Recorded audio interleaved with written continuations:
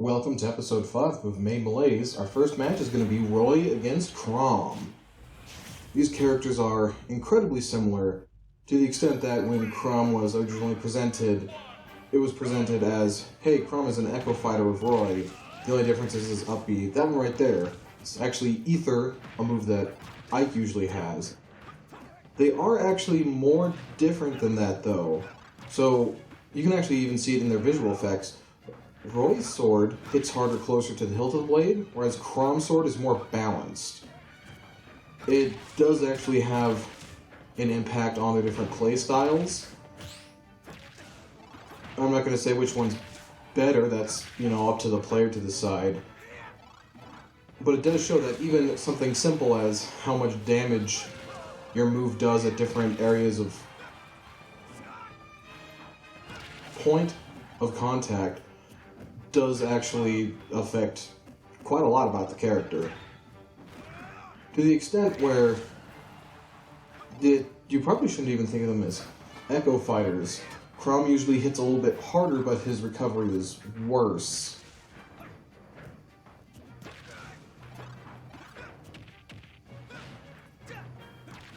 Oh, Crom air dodging, making it so that Roy's dash attack did not land.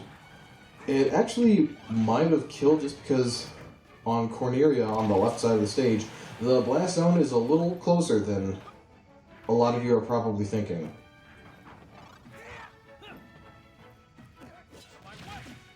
Oh, I got them switched in my head.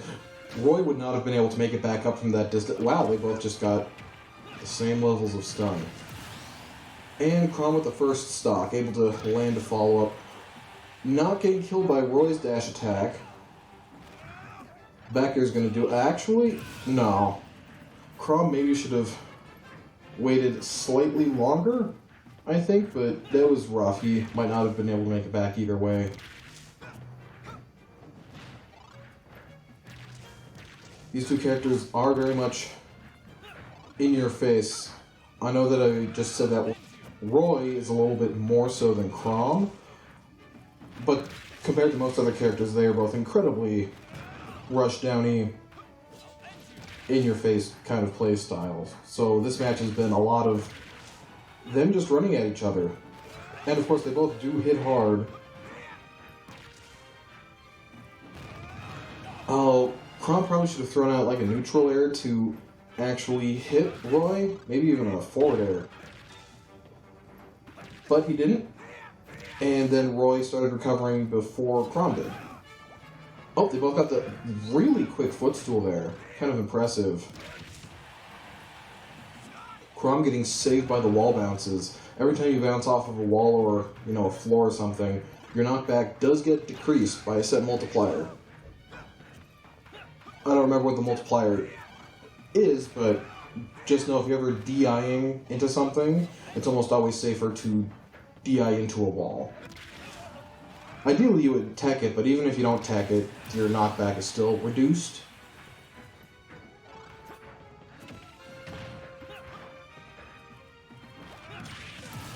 Great spike from Crom, getting Roy right out of his recovery, putting him back at even for the last stock. Roy tried to go for the revenge down air, but he wasn't able to land it. Roy's is a little bit harder to land just because of the nature of his character.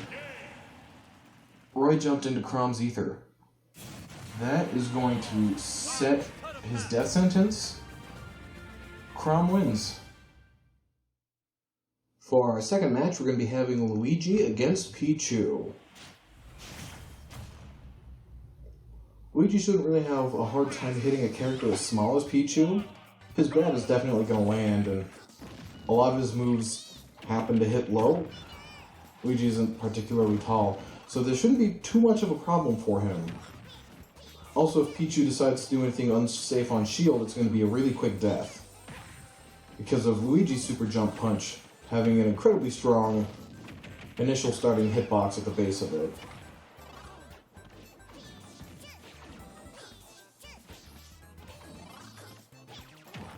Pichu throwing out a whole bunch of moves, but none of them hit.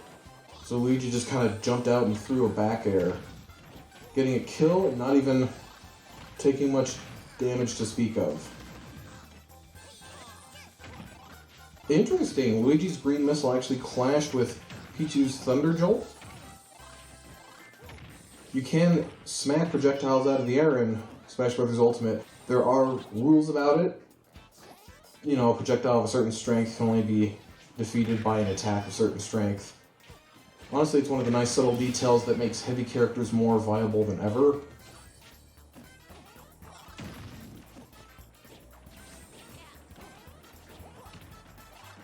Oh, Pichu getting footstooled through the platform. I don't know why Luigi would do it, but Pichu didn't recover quickly, so it actually worked out pretty well.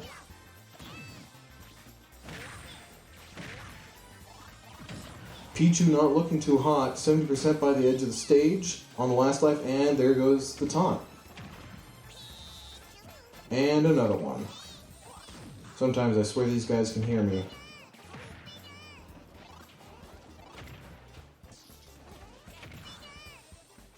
They're both just playing by the ledge, splashing around the water. Luigi teching through the Thunder Jolt so he doesn't get hit. Back throw is not going to kill Pichu yet. Pichu's in a very precarious, grabbing the ledge, saving his life. And that's going to end the match. Luigi just curb stomped Pichu into the ground.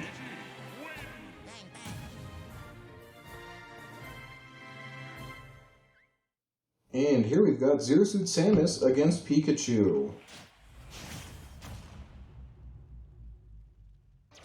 So the folly of Zero Suit Samus Amiibo is that she usually depends on combos and sometimes very specific ones. And it's a problem for the Amiibo because you can't teach them that. I guess Pikachu also relies on a lot of combos, but not particular combos.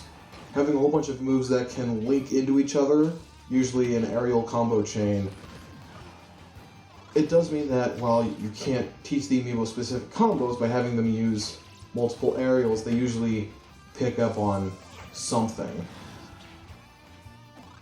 Also, interesting interaction there. Thunder Jolt does not bounce on the underside of platforms that you can fall through, because there's not really a solid detection there.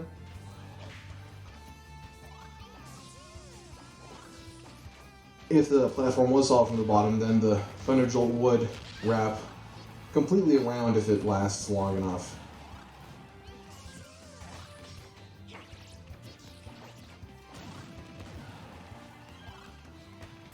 Zero Suit Samus landing with the down air that's normally not the greatest, especially if you're not hitting your opponent. Oh wow, Zero Suit Samus traded one of the hits of up smash there with Pikachu. The trade saved Pikachu's life, I'm gonna assume. Being a not heavy character, wow, that's just gonna kill Zero Suit. Pichu being a not particularly heavy character, and with all the rage that Samus had built up, and it was an up smash.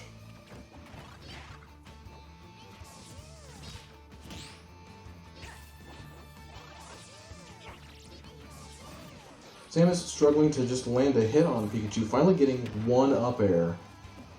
Goes for an edge guard, and retreats to safety. There isn't anything bad about making the safe play. If anything, by making the safe play, it allows you to make a more optimal play later. Kind of like hedging your bets. The longer you live, the longer you have opportunity to do offensive stuff, believe it or not. However, sometimes it's a very slightly safe play, an incredibly rewarding offensive play. And of course, the Amiibo not picking the same way a human would. Oh, Zero Suit Samus was able to grab the ledge despite not B-reversing the up B, but she sort of had to not do that because if she had B-reversed it, she might have risked trying to go up through the stage. And with how low she was, she might not have been able to make it on top. And it's even harder to grab the ledge when you're inside of it.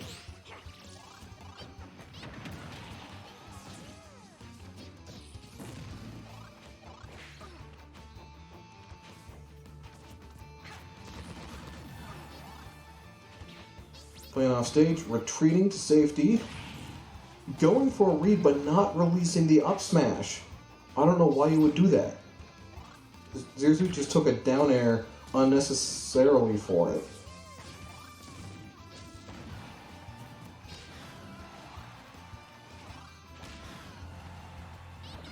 Zero Suit's just getting juggled, although she did learn to avoid thunder there. It's been almost 2 minutes, and she's gotten 8% on Pikachu. Also taken over 100% herself. Not to call this early, but the writing is sort of on the wall. Zero Suit barely staying within the blast zone. And now Pikachu's at 38. It's getting even worse. Last hit of Thunder is apparently not enough to kill Zero Suit.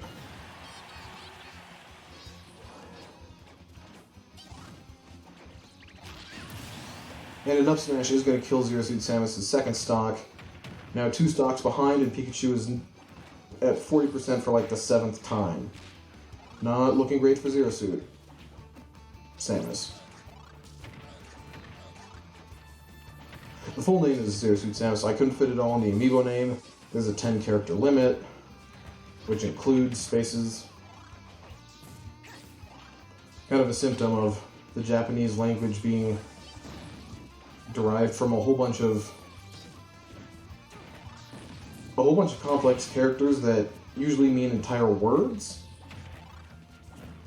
English is not that way. We need more letters to spell out every single word because we didn't basically stack them on top of each other. But it does mean that sometimes in video games when you get a 7-character limit, it's perfectly fine for Japanese, but it's not really great for the Americans.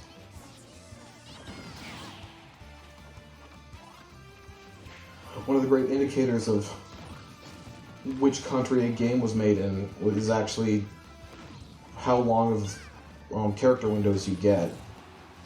Obviously, there's no need to give someone, for example, 50 characters to write in somebody's name, especially because most of the time they're going to put in something like Joel, and that's like 4 letters. But also, when you get a file select and you get 4 characters to name your file different from, your entire family's, it does start to become apparent. Zero Suit hasn't managed to land a KO, and we're 2 minutes away from going to time. Now, I believe if someone is a stock ahead of someone else, it doesn't go to... Alright, well, that... I'm just going to stop my thought there. The Pikachu wins the match.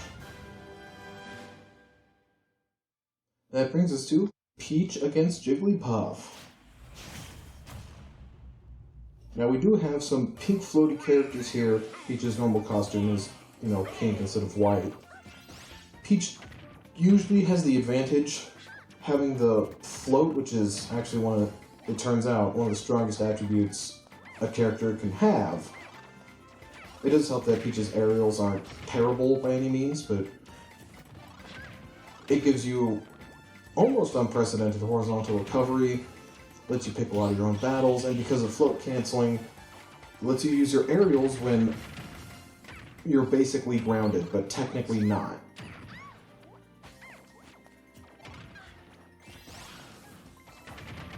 Also, Peach's limbs are just longer than Jigglypuff's, so Peach usually has a much easier time.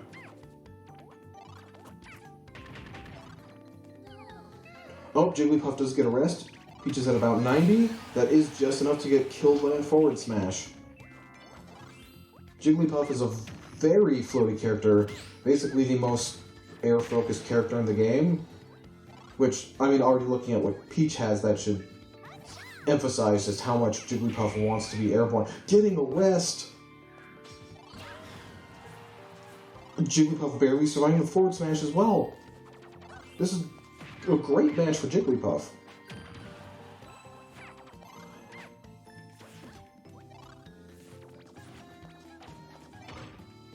Peach jumping over the forward smash, very important decision, saved her life.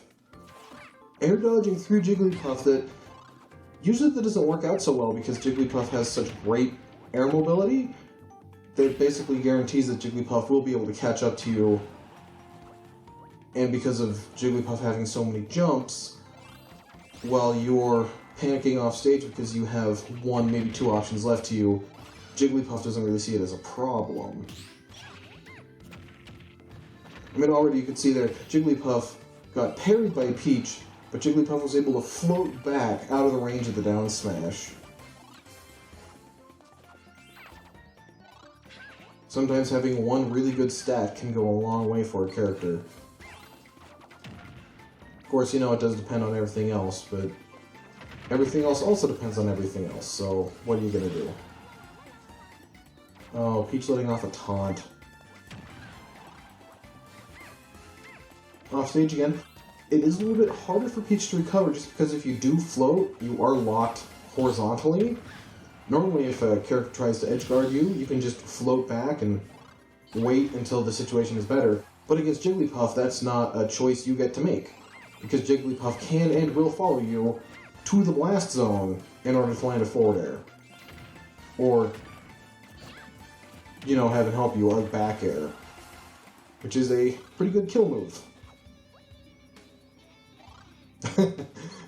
Peach trying to catch Jigglypuff's descent, but getting the toad counter on the rest.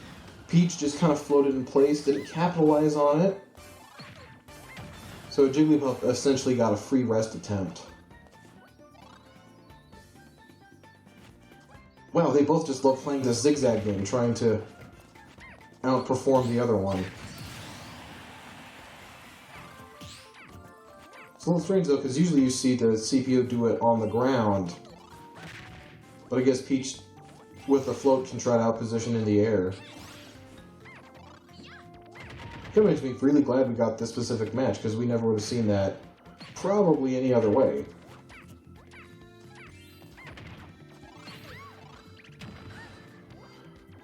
Things now looking not too great for Peach. If Jigglypuff can combo into a rest, or just land one out of nowhere, that will seal the game. Good job, Jigglypuff, you earned it. And here we've got Cloud against Lucario.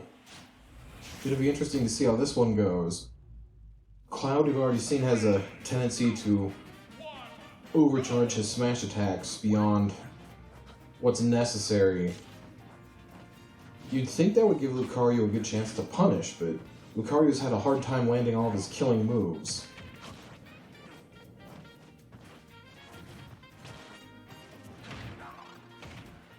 Cloud getting off to an early lead. Lucario's down air, as you just saw, can be used to just change your air momentum, making it a little harder to juggle him. Lucario's kind of floaty, so he can kind of already get juggled a bit. And he's not very heavy, because with Aura that would be insanely broken. But Cloud air dodging means he doesn't need to use his limit, but he just did. Lucario grabbing the left ledge instead of the right, like you would honestly probably think, based off of the way he was going. Forward smash is going to take Lucario's first stock. Not looking good, he needs to rack up a lot of damage on Cloud. He does get a little bit of aura from being a stock behind, but if he keeps falling into Cloud's supercharged up smash attacks, he's not going to be having a good time. Cloud grabbing the ledge lets him keep his limit.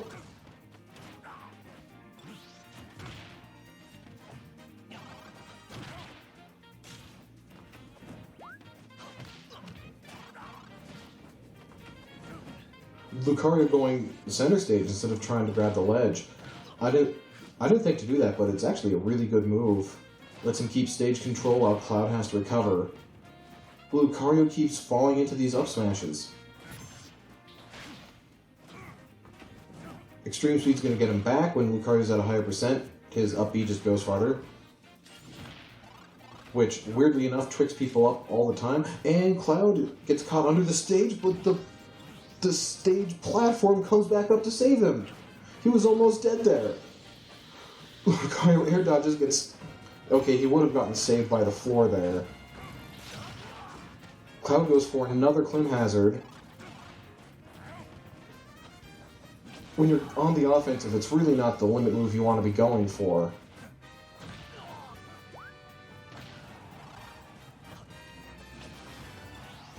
Back air not killing Lucario. Able to catch out Cloud's weird air dodge, and he kills him with an up smash. Things aren't looking as bad for... Okay, why would you do that, Lucario? Almost gets him killed, but Cloud charges for just a little bit too long. The microspacing of Lucario there. Jumping over the Blade Beam. I didn't think you could do that. Well, at least in the way Lucario did. That was actually a pretty good spot for Lucario because they were both on the retreating land, but Lucario has a much better recovery than Cloud does, so he would have been able to easily make it back. Alright, they finally both got onto solid ground.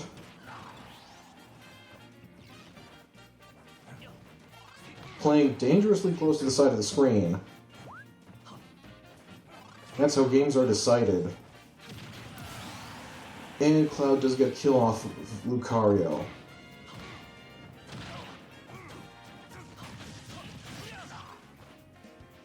Cloud air dodging through the ledge. This is now incredibly close. It's a 50% stock difference. I mean 50 percentage difference, not stock difference. That would be an entire life.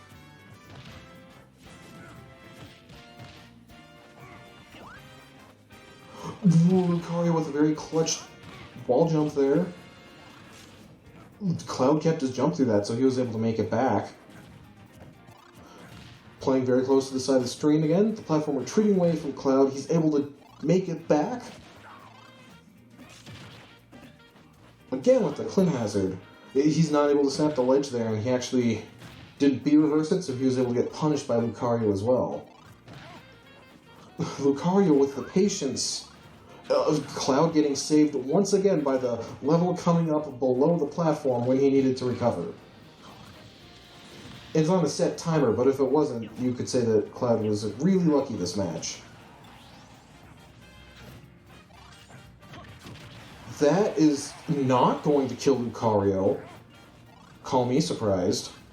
Playing very close to the side again. Very dangerous for Cloud, who doesn't need to do that and has a percentage lead. Lucario is surviving again. Clouds go very deep. And kills Lucario with a dash attack. Close game, but Cloud eventually pulled through. And up next we got Incineroar against Ryu.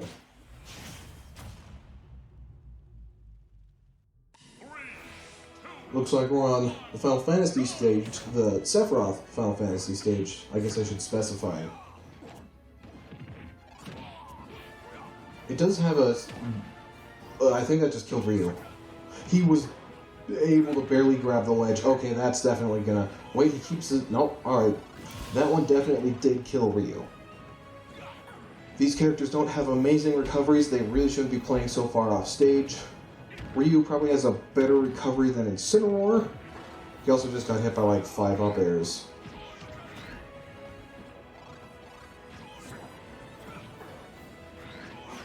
Incineroar not able to make that one back. Suddenly this match is pretty close again. If Ryu can just not get hit by all these up airs. Air dodges past the ledge, but he is able to Shoryuken to grab it. Using his Side B to recover this time. Successfully making it back. Hitting Incineroar mid-down smash. Usually that doesn't happen because Incineroar jumps... Well, he jumps pretty high and becomes flat. So any move that would normally hit him usually doesn't hit him mid-down smash. Incineroar gets the spike off of Ryu. Only 17%. Ryu has to make a lot happen if he wants to win this.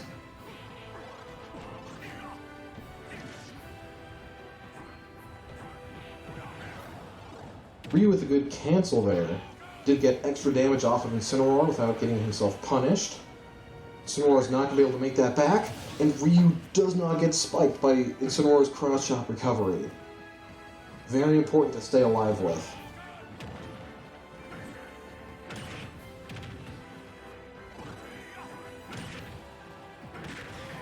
Up smash not killing Ryu. Ryu is now definitely in peril. Especially, oh, he almost just fell into that. Gets a good backer off of Incineroar, but they're both playing outside the ledge. And Ryu dies first! Incineroar wins!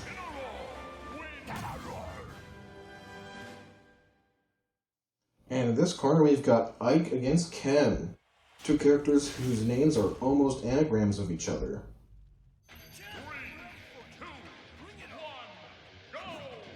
Looks like we're going to be on Midgar.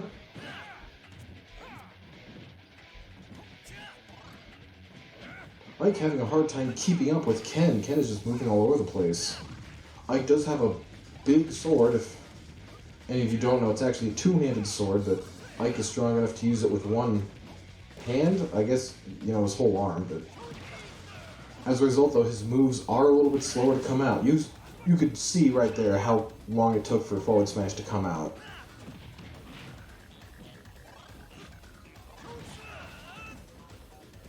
Ken retreating on stage with an air dodge, and then jumping over Ike and getting shut out by forward smash.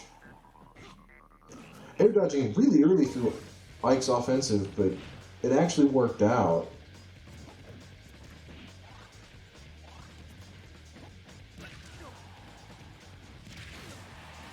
Dash attack is going to kill Ken. Ken only got 60% on Ike. Although Ken does have some good hit confirm combos with his ability to cancel normal moves into special moves.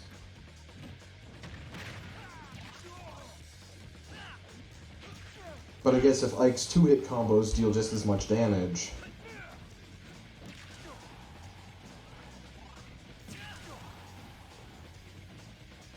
Ken's just getting thrown around by Ike all of a sudden.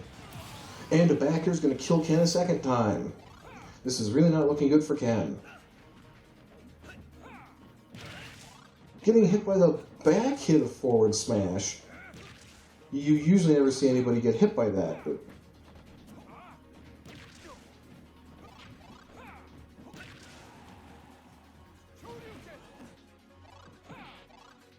Ike ledge trumps Ken, but doesn't do anything, so Ken just spikes him. Ledge trumping is normally not a bad idea, but if you just hang on ledge, whatever happens to you, I guess you deserve.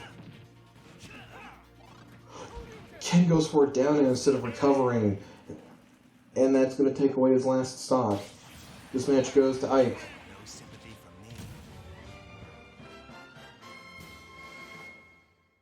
And for the final match of this episode, we have Banjo against Mewtwo. Both of these characters did pretty well in their respective fights.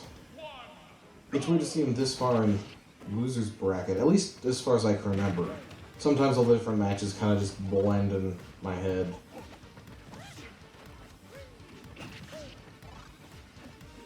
That's why I stopped saying things such as, oh, I think we've seen this match before.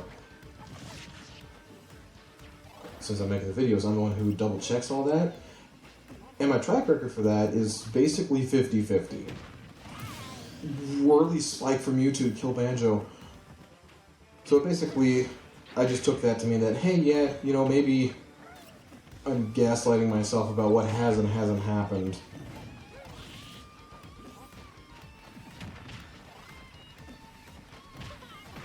Mewtwo waits out the forward smash. The thing is, if you try to, you know, smash attack someone at the ledge, it's almost never going to work out. If the opponent knows what they're doing, there isn't a get-up option that will let you get hit by that. So if you neutral get up, you can shield pretty soon after you get up off the ledge. There is always the possibility that you time it exactly perfectly, but if you don't, the person recovering is just going to shield your attack, and most smash attacks are not safe on shield, so they're going to punish you for that. If they get up roll, they're really not going to hit you. You need to have a really long forward smash to hit both get up roll and normal get up. If they get up jump, they're usually going to go over your forward smash. If they just wait there, then your forward smash isn't going to hit under the ledge. And if they get up attack, unless they're spaced perfectly and have a long enough forward smash, they're going to hit you out of your forward smash. Because get up attack does have invincibility, so you can beat out attacks like that. Banjo almost not grabbing the ledge. It was successfully... Oh, you know what? I just realized that if you drop from ledge and then get up onto the ledge with like a forward air or something, then you could get hit by forward smash.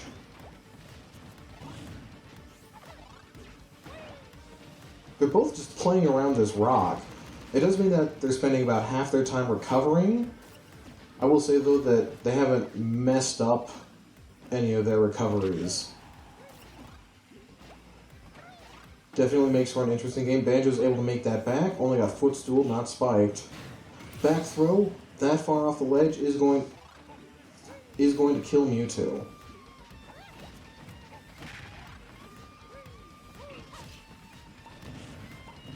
Mewtwo wanting to get that rock back.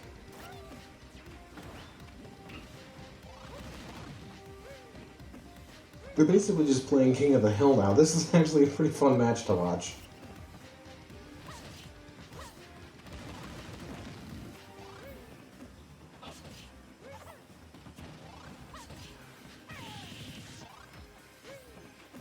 Mewtwo getting hit back to the main normal part of the stage, but instantly giving up all of his ground to get back to the rock.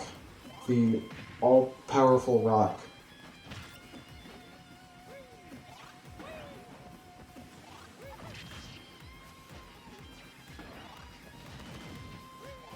Welcome to episode 7 of The Stage is Lava.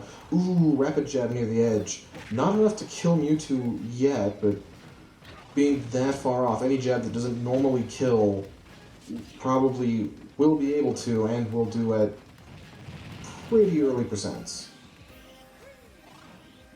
This is the hazards off version, so there is no barrel there. I don't know why Banjo didn't go for the ledge and instead went for the middle. Maybe he was trying to make it back to the rock.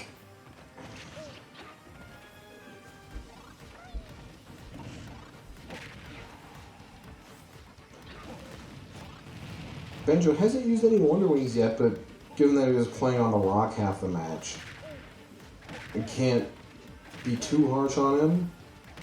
But also, it is definitely a variable you really have to consider when training the Amiibo, because if they do it too much, they're going to keep using a move that doesn't work anymore. And if they do it too little, they're going to end up not using arguably one of Banjo's best moves. It just does so much. It kills, it beats projectiles, it's invincible, it hits hard, travels a good distance. There aren't many characters who would not want that move.